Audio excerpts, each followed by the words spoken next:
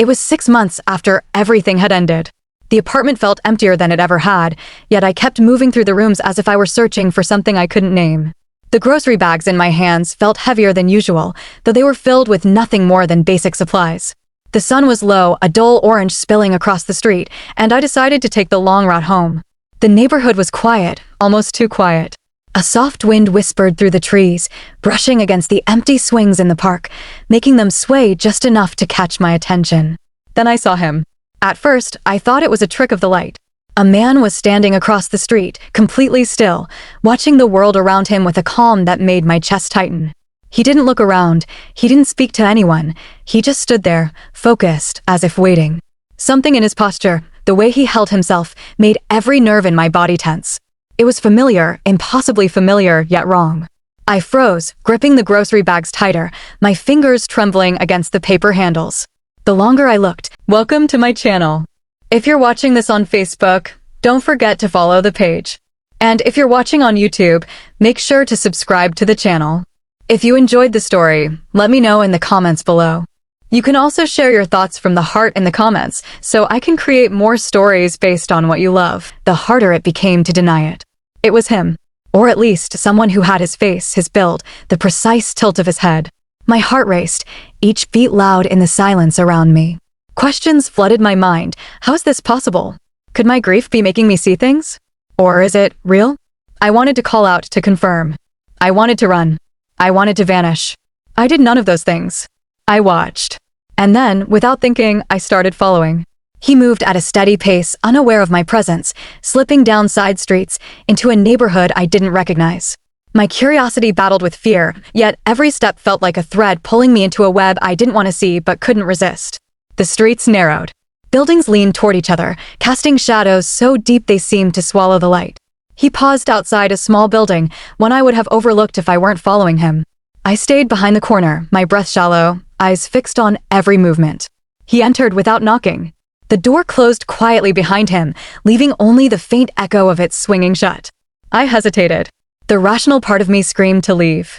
But something deeper, something I couldn't name, urged me forward. I slipped inside.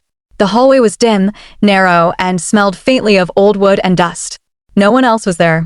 I could hear the faint hum of a refrigerator somewhere in the distance. The floor creaked under my weight as I moved cautiously, trying not to alert anyone. Then I saw him. He was standing in the middle of a small courtyard, looking around as if expecting something or someone. I took a careful step forward, then another. The wind from an open window lifted strands of his hair. And then his eyes met mine. Time froze. It was him. It was impossible. And yet, the recognition in his gaze, the subtle nod he gave, he knew me. Not as a stranger. Not as an acquaintance. He knew me. 1,000 thoughts collided in my head. Could he be alive? Had I been wrong about the funeral? Or was this some cruel trick of fate? I wanted answers, yet I feared what the truth might reveal. I moved closer, each step deliberate, careful. The closer I got, the more the air seemed to thicken, pressing against my chest, making it hard to breathe. And then he spoke. You shouldn't be here. His voice was calm, yet it carried a weight that made me freeze in place. It was him. Every word, every tone familiar, yet there was something hidden beneath the surface. Something unsaid, something dangerous. I thought, I began, but the words died in my throat. He tilted his head slightly, as if weighing my presence, my intentions. Thought what? He asked softly, yet there was an edge to it that made my stomach twist. I swallowed. I don't understand. His eyes narrowed for a brief moment, then softened. You shouldn't follow me, he said again. And then he turned, walking toward a back door I hadn't noticed before. Without thinking, I followed. The door led to a narrow passage that opened into another courtyard. It was smaller, enclosed, almost hidden from the rest of the world.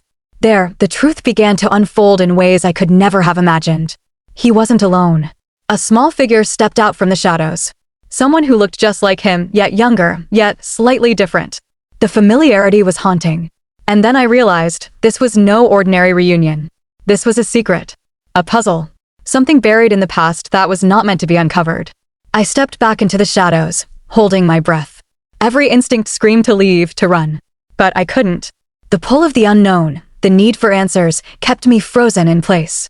And as I watched him disappear further into the hidden corners of the courtyard, I understood one terrifying truth. Some mysteries are alive. And some truths are hunting you. Some mysteries are alive, and some truths are hunting you. I stayed hidden in the shadowed corner of the courtyard, my heartbeat echoing like a drum in my chest. Every instinct told me to run, yet my feet refused to move. I had to know. He moved with careful precision, almost like he was following an invisible map only he could read. The small figure that had stepped from the shadows followed him silently, keeping a perfect distance. Neither spoke a word, yet their movements were coordinated, almost rehearsed. I edged closer, the gravel crunching softly under my shoes. My palms were sweating, my lungs burning for air I couldn't take in fast enough. I had no idea who they were or why they were here. Then I saw it. A door, partially hidden by a stack of crates, slightly ajar. He glanced toward it, then pushed it open with a measured force. I slipped closer to peek inside. The room was dimly lit, the shadows swallowing most of the corners. There were objects I didn't recognize, papers, photographs pinned to the walls, maps marked with strange symbols. It looked like a place built for secrets. And there, in the center of the room, he stopped. He looked at the photographs, his fingers tracing lines I couldn't see. His expression was unreadable, calm yet tense. Then, as if sensing I was nearby, he spoke softly, almost to himself. Some things can't be allowed to surface. Some truths must remain buried. I froze. My curiosity warred with my fear. I should leave, vanish before he noticed me. But a pull deeper than reason kept me rooted in place. The small figure approached him cautiously, whispering words I couldn't hear. He nodded, then turned, finally catching my shadow from the corner of his eye. For the first time, he looked at me directly. "You've seen too much," he said. Not as a threat, but as a statement. My throat went dry. I don't understand, I managed to whisper. He tilted his head slightly, his eyes scanning my face, reading something I didn't know I revealed. "Understanding is dangerous," he said softly. "And danger changes everything." I wanted to speak, to ask who he was, what this place was, why he looked exactly like him, yet lived a life I didn't know. But the words caught in my throat. I realized then that asking questions could put me in more danger than I was willing to face. He turned back to the photographs, muttering to himself again. The small figure disappeared into the shadows, and I knew I had only seconds to decide. Do I run? Or do I follow further, chasing a secret I might not survive to understand? The air felt heavier with each passing moment, and the courtyard seemed to shrink around me. I took a hesitant step forward, my breath shallow. The door creaked under his weight as he closed it partially behind him, leaving just enough light to make out his silhouette. And that's when I noticed it, a photograph pinned crookedly on the far wall. It was old, faded, yet unmistakable. A younger version of him, standing next to someone I recognized all too well, my own father. My mind reeled. This wasn't just about him being alive. This was bigger. Much bigger. And whatever it was, I had stumbled straight into it. I sank to the ground, pressing myself against the wall. I had to process it, understand it, yet I knew time was slipping away. And then, like a silent promise, a shadow moved behind the door again, watching me. I realized with a cold certainty, he wasn't just guarding secrets. He was guarding the truth about me, about my life, about everything I thought I knew. He was guarding the truth about me, about my life, about everything I thought I knew. I stayed pressed against the wall, my mind racing faster than my heartbeat. Every instinct screamed to leave, yet something deeper held me in place, like a thread pulling me towards something I wasn't ready to face. The door creaked slowly as he stepped back into the faint light, his figure framed against the shadows. He wasn't angry. He wasn't nervous. He was calm, but there was a precision to his movements that made my skin crawl. "You shouldn't be here," he said again, softer this time, almost as if he were talking to himself. "I told you, understanding is dangerous." I wanted to run, to throw myself into the streets and disappear. But I couldn't. Not yet. I took a cautious step forward, my eyes fixed on the photographs pinned to the wall. They were old, yellowed with time, yet the images were sharp enough to see faces I recognized. Not just him. Others I had known in my childhood, people I thought I understood. A hand brushed against the wall, and I jumped. He was closer than I realized, watching me, reading my every move. "You're too curious," he said. Curiosity was dangerous, he had said. And I had no choice but to admit he was right. I swallowed hard. I need to know," I whispered. He tilted his head slightly, eyes narrowing, analyzing me. "Knowing changes everything," he said. "And sometimes, it destroys you." I stepped closer to the wall, tracing the edges of the photographs with my fingers. One in particular caught my eye, a picture of him standing next to a younger man, holding a briefcase. But it wasn't just the people in the photo that drew me in, it was the subtle markings along the edges, symbols I didn't understand. Lines, arrows, numbers, a map of something or a code.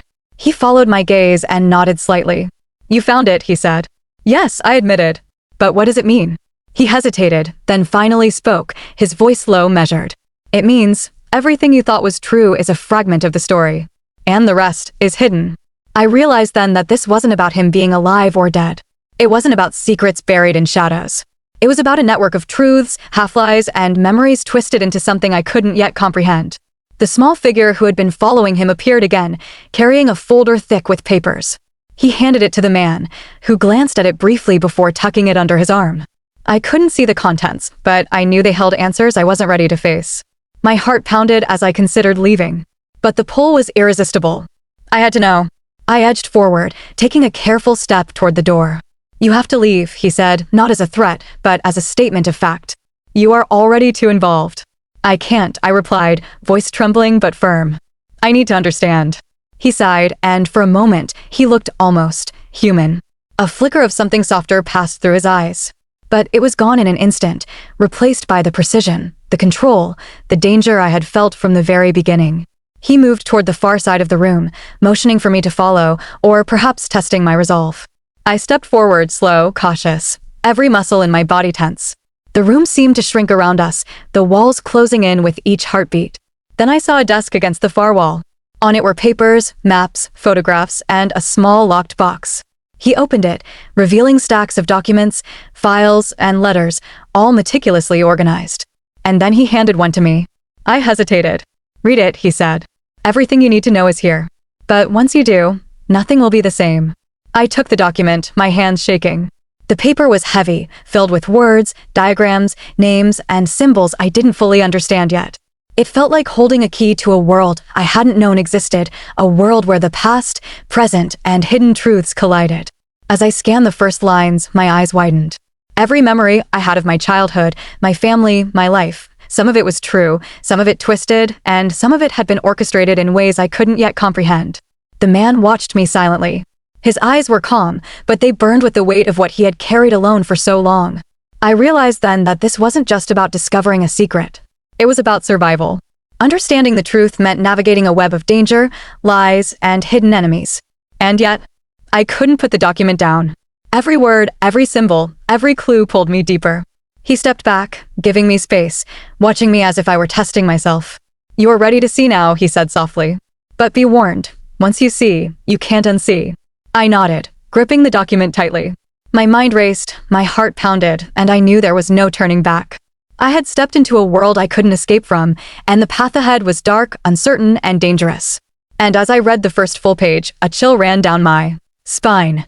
Because the first revelation I uncovered was about my own life, and it changed everything I had believed.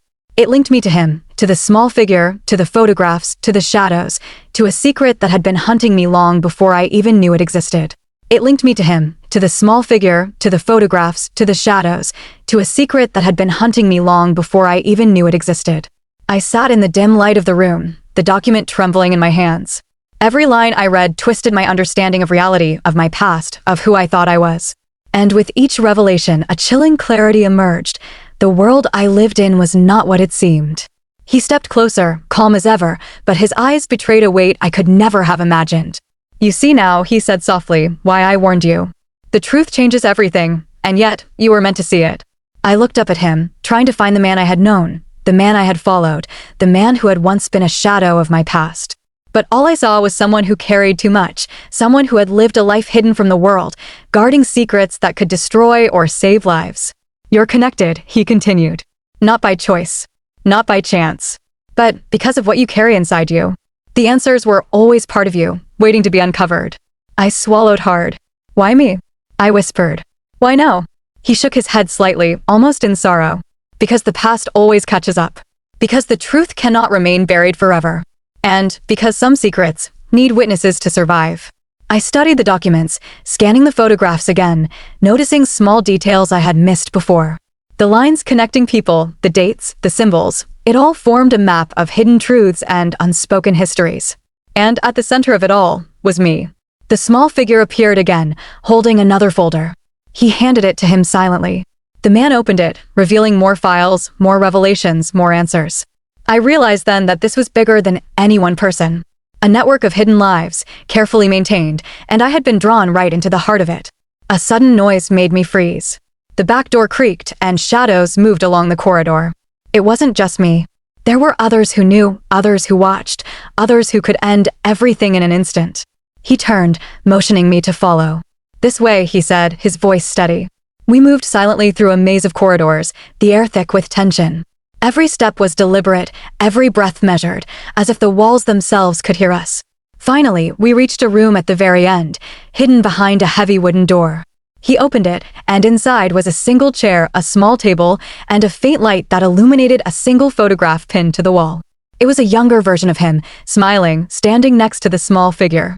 And beneath them, scribbled in the corner of the photograph, was my name. I gasped, my mind reeling. This is me?" I whispered. "Why is my name here?" He looked at me, expression unreadable. "You were always part of this. Even before you knew. Even before I did. Some connections can't be broken, no matter how deeply buried." I sank to the chair, the weight of realization pressing down on me. Every memory, every choice, every quiet moment of my life suddenly made sense, and yet, it terrified me. Because understanding meant responsibility. Because knowing meant danger. And then he smiled faintly, a shadow of warmth in a room filled with secrets. "You survived this long. Not everyone does. Now you know. And now, you decide what to do with it." I stared at him, the documents, the photographs, the shadows. The room seemed to hum with possibilities. The past and present collided in a way I had never experienced before. And in that moment, I understood something crucial. The truth is alive. It hunts, it waits, and it chooses who it touches. And I had been chosen. I took a deep breath, steadying my hands. Whatever came next, I was ready. Because some secrets demand courage. Some truths demand action. And some mysteries only reveal themselves to those brave enough to follow.